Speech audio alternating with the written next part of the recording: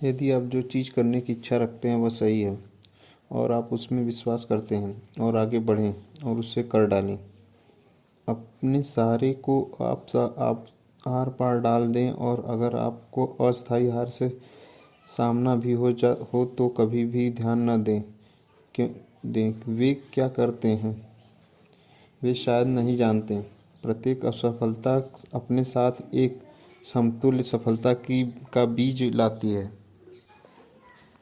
गरीब और अशिक्षित हेनरी फोर्ड ने बिना घोड़े के एक गाड़ी का सपना देखा था।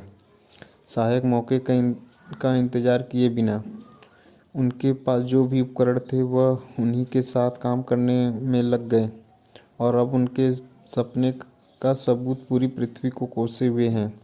उन्होंने किसी भी आदमी जो कभी रहते थे से अधिक पहियों को संचालन में डाल दिया था क्योंकि वे अपने सपनों को मदद करने में डरते नहीं थे। थॉमस एडिसन ने एक ऐसे दीपक का सपना देखा जो कि बिजली द्वारा संचालित किया जा सकता है।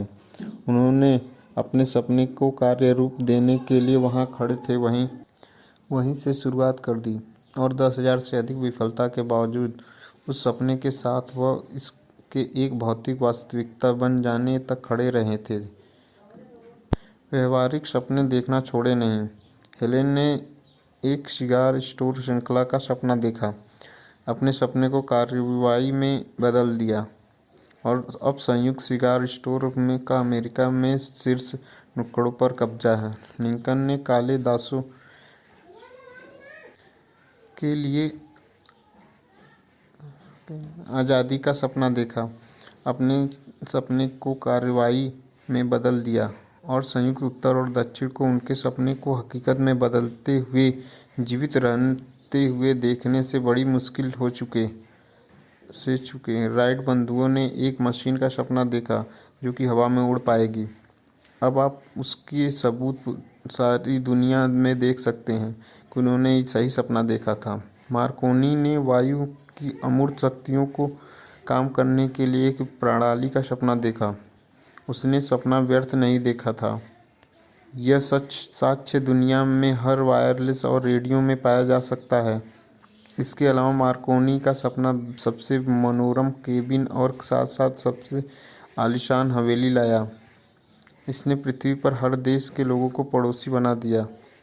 इसने संयुक्त राज्य अमेरिका के राष्ट्रपति को एक माध्यम दे दिया जिसके द्वारा वह एक ही समय में कम समय के नोटिस पर अमेरिका के सभी लोगों से बात कर सकते हैं। आपको शायद यह जानकर रुचिकर लगे जब उसने यह घोषणा की कि उसने एक सिद्धांत की खोज कर ली है जिसके माध्यम से वह तारों की सहायता या संचार के प्रत्यक्ष भौतिक साधनों के बिना हवा के माध्यम से संदेश भेज सकता है। तो मार्कोनी के दोस्तों उसे अपनी निगरानी में ले गए थे और एक मनोरोगी अस्पताल में जांच करवाई थी। आज के स्वप्नदर्शी बहुत अच्छी स्थिति में रहते हैं। दुनिया नई खोज की आदी हो गई है, बल्कि उसने उन स्वप्नदर्शियों को पुरस्कृत करने की इच्छा दिखाई है जो दुनिया को एक नया विचार देते हैं। सबसे बड़ी उपलब्धियों सबसे पहले और थोड़े समय के लिए सिर्फ एक सपना ही थी। बरगद का पेड़ अपने बीज में सोता है, पक्षी अंडे में इंतजार करते हैं और एक जागृत देवदूत आत्मा की सर्वोच्च दृष्टि में कैद रहता है। सपने हकीकत की पौध हैं। दुनिया के स्वप्नदर्शी, तुम जागो, खड़े हो जाओ और दृढ़ता से कहो, तुम्हारा सितारा अब प्रभुत्व में है। दुनिया की मंदी आपके लिए वह अवसर लेकर आई है जिसका आप इंतजार कर रहे थे। इसने लोगों को विनम्रता, सहिष्णुता और उदारता सिखाई है। दुनिया अवसर की बहुतायत से भरी हुई है जो कि अतीत के स्वप्नदर्शियों को कभी नहीं पता नहीं होती। बनने और करने की एक तीव्र इच्छा शुरुआती बिंदु है जहाँ से स्वप्नदर्शी को उड़ान भरनी चाहिए। सपने उदासीनता, आलस्य या महत्वाकांक्षा की कमी की वजह से पैदा नहीं होते हैं। दुनिया अब सपने देखने वाले का मखौल नहीं उड़ाती, न ही उसे अव्यावहारिक कहती है।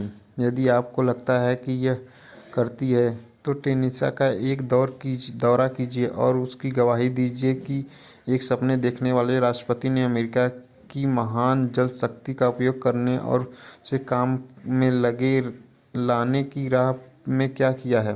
बहुत वर्ष पहले इस तरह का एक सपना पागलपन की तरह लगता था। आप निराश हो चुके हैं, आप मंदी के दौरान हार से गुजर चुके हैं, आपने अपने भीतर स्थित महान दिल को उसके लहूलुहान होने तक कुचलता जाता महसूस किया है। साहस करें, क्योंकि उन अनुभवों ने आध्यात्मिक धातु जिससे आप बने हैं, जो लचीला बना दिया है, वे अतुलनीय मूल्यों की संपत्ति हैं। यह भी याद रखें कि वे सभी लोग जो जीवन में सफल होते हैं एक बुरी शुरुआत करते हैं और पहुंचने से पहले कई शोकाकुल संघर्षों से होकर गुजरते हैं। सफलता लोगों के जीवन की में महत्वपूर्ण मोड़ आमतौर पर कुछ संकट के क्षणों में आते हैं, जिसके माध्यम से वे अपने अन्य स्वयं से परिचित होते हैं। जॉन बनियान को धर्म के विषय पर अपने विचारों के कारण जेल में डाल दिया गया और कष्टदायी रूप से दंडित किया गया, जिसके बाद उसने तीर्थयात्री की प्रकृति लिखी, जो सभी बेहतरीन अंग्रेजी साहित्य में एक से एक है। ओ हेनरी को ओहियो कोलंबस में एक जेल की कठोरी में कैद कर लिया गया और उसे बड़े दुर्भाग्य को सहने के बाद ही उसने उस प्रतिभा की खोज की जो उसके मस्तिष्क के भीतर सोई हुई थी। दुर्भाग्य से मजबूर होकर आपने अपने अन्य स्वयं से पराजित होकर और अपनी कल्पना का प्रयोग करते हुए उसने एक दुखी अपराधी और नवनिर्वासित होने के बजाय एक महान लेखक के रूप में अपनी खोज की। जीवन के तरीके अजीब और विविध हैं और अनंत बुद्धिमत्ता के तरीकों जो अब भी और अधिक अजीब हैं, जिससे कभी कभी आदमी को कल्पना के माध्यम से उपयोगी विचार पैदा करने के लिए अपने स्वयं के दिमाग और अपनी स्वयं की क्षमता की खोज से पहले सभी प्रकार की सजाओं से गुजरने के लिए मजबूर होना पड़ता है। एडिसन, दुनिया का सबसे बड़ा आविष्कारक और वैज्ञानिक, एक आवारा टेलीग्राफ ऑपरेटर था और आखिरकार अपने मस्तिष्क के भीतर सोई हुई प्रतिभा की खोज करने के लिए प्रेरित होने से पहले वह अनगिनत बार असफल रहा था। चार्ल्स डिकेंस ने पॉलिश किए हुए बर्तनों पर लेबल चिपकाने से शुरुआत की थी। उसके पहले प्रेम की त्रासदी ने उसकी आत्मा को गहरे तक भेद दिया था और सही मायने में उसे दुनिया के महान लेखकों में बदल दिया। उस त्रासदी ने पहले डेविड कॉपरफील्ड, फिर अन्य कार्यों के सिलसिले की उत्पत्ति की, जिन्होंने इसे और सुदृढ़ और उन सभी के लिए एक बेहतर दुनिया बना दी जिन्होंने उसकी किताब पढ़ी। प्रेम संबंधों को लेकर निराशा है आमतौर पर पुरुषों को पीने के लिए प्रेरित करने और महिलाओं को बर्बाद करने का प्रभाव होता है, और यह इसलिए क्योंकि ज़्यादातर लोग अपनी मजबूत भावनाओं को एक रचनात्मक प्रकृति के सपनों में परिवर्तित करने की कला कभी नहीं सीखते हैं। हेलेन केलर जन्म के फौरन बाद गहरी, गूंगी और अंधी हो गई। अब उसके सपने बड़े दुर्भाग्य के बावजूद उसने सर्वोत्कृष्ट के इतिहास के पन्नों में अमिट रूप से अपना नाम लिखा है। उसके पूरे जीवन ने सबूत के रूप में कार्य किया कि कोई भी कभी भी नहीं हारा जाता है जब तक कि हार को वास्तविक रूप में स्वीकार नहीं किया गया है। रॉबर्ट बर्न्स एक अनपढ़ ग्रामीण लड़का था। वह गरीबी से शापित था और उसके साथ साथ वह एक शराबी के रूप में बड़ा हुआ था। दुनिया उसके रहने के कारण एक बेहतर जगह बन गई थी क्योंकि उसने कविता में सुंदर विचारों को पिरोया था और इस तरह एक कांटा तोड़ा और उसकी जगह पर एक गुलाब लगा दिया था। बुकर टी वाशिंगटन जाति और रंग से विकलांग गुलामी में पैदा हुए थे क्योंकि वह सहिष्णु थे। सभी विषयों पर उसके विचार खुले हुए थे और वह एक स्वप्नदर्शी इंसान थे। उन्होंने एक पूरी नस्ल पर सदा के लिए अपनी एक अच्छी छाप छोड़ी। बीथोवेन बहरे थे, मिल्टन अंधे थे, लेकिन उनके नाम तब तक रहेंगे जब तक समय रहेगा, क्योंकि उन्होंने सपना देखा और अपने सपनों को संगठित विचारों में परिवर्तित किया। अगले अध्याय में जानने से पहले अपने मन में नए सिरे से आशा की रोशनी, विश्वास, साहस और सहिष्णुता जागृत करें। यदि आपके पास दिमाग की ये स्थितियाँ वर्णित सिद्धांतों पर कार्य करने का ज्ञान है, तो बाकी और जो कुछ आपको चाहिए जब आप उसके लिए तैयार होंगे वह आपके पास आ जाएगा। अमर्सन अपने विचारों इन शब्दों में व्यक्त करते हैं। हर कहावत, हर किताब, हर पर्याप्त जो सहायता और आराम के लिए आपसे संबंधित है, खुले और घुमावदार मार्ग से निश्चित रूप से घर आ जाएगा। हर दोस्त जो बहुत शानदार नहीं होगा, लेकिन उसकी आत्मा में महानता और करुणा होगी, तुम्हें अपने आलिंगन में संभाल कर रखेगा। एक चीज़ को चाहने और उसके पाने के लिए तैयार होने के बीच एक अंतर होता है। कोई भी किसी चीज़ के लिए जब तक तैयार नहीं होता तब तक उसे विश्वास न हो कि वह इसे हासिल कर सकता है। मन की स्थिति विश्वास की होनी चाहिए, मात्र आशा की या इच्छा नहीं। ग्रहणशीलता विश्वास के लिए आशा है। बंद दिमाग आस्था, साहस और विश्वास को प्रेरित नहीं करता।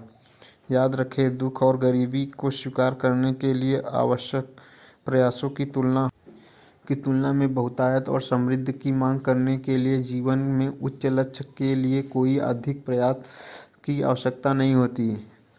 एक महान कवि ने इस सार्वभौमिक सत्य को सही ढंग से उन लाइनों के माध्यम से कहा है, मैंने जीवन में एक पैसे के लिए सौदेबाजी किया और जीवन ने कुछ भी अधिक भुगतान नहीं किया। हालांकि मैंने शाम को विनती की जब मैंने अपने अल्प संचय की गिनती की, क्योंकि जीवन सिर्फ एक मालिक है, वह वही देता है जो आप मांगते हैं। लेकिन यदि आप एक बार अपनी मजदूरी निर्धारित कर ली, फिर क्यों आपको कार्य वहन करना चाहिए। मैंने एक सेवक के भाड़े पर काम किया, केवल निराशा जानने के लिए कि मैंने जीवन में जो भी मजदूरी मांगी होती, जीवन ने स्वेच्छा से चुका दिया होता। Thank you. Please like and in comment box think and grow rich.